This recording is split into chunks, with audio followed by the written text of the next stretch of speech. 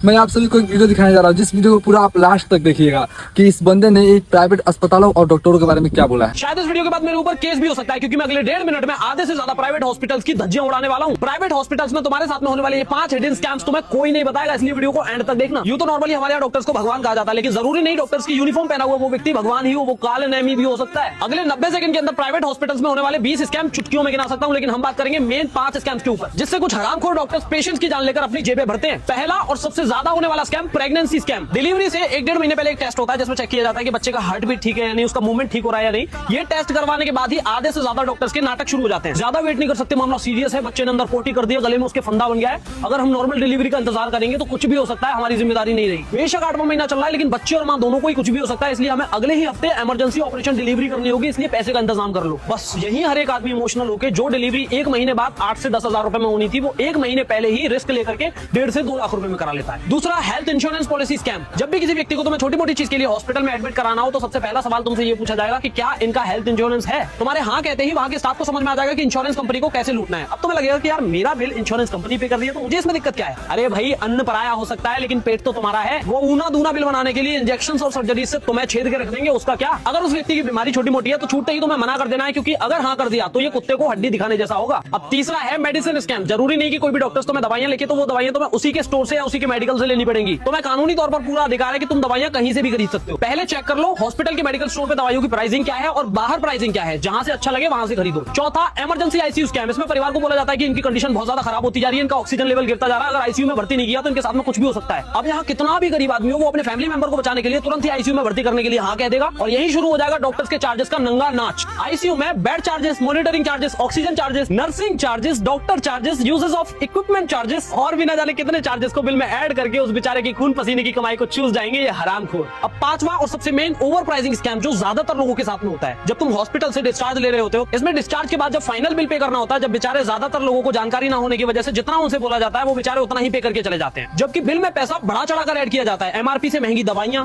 Disposal items का overcharge, mask हो गया, ग्लव्स हो गया और कॉटन हो गया, इनको बिल में 15 से 20 गुना प्राइस में ऐड कर दिया जाता है। और तो और बिल में ऐसे ऐसे चार्जेस भी ऐड कर दिए जाएंगे जो कि आम आदमी को तो समझ में नहीं आएंगे। तो ज्यादातर लोग बस यही करते हैं कि चलो ठीक है यार दे देते हैं, लेकिन रुको, हमारा पैसा हराम का नहीं है। डॉक्टर से आइटमाइज्ड बिल मांगो, उसमें एक एक चीज बारीकी से लिखी रहती है। जहां भी लगे किसी भी चीज की ओवर प्राइसिंग हो रही है, तुरंत ही कंज्यूमर हेल्पलाइन पे कॉल कर दो और इनकी धज्जियां उड़वा दो। देख लिया ना, जिन डॉक्टरों को आप भगवान समझते हो हमें शैतान बन के कैसे नुसते हैं। तो आप अगर चाहते हैं कि आपके परिवार, आपके रिश्तेदार के साथ ऐसा ना हो, तो आप इस वीडियो को जल्द से जल्द अपने करीबी लोगों के पास सेंड कीजिए और आप हमें एक लाइक, कमेंट और फॉलो जरूर कीजिए।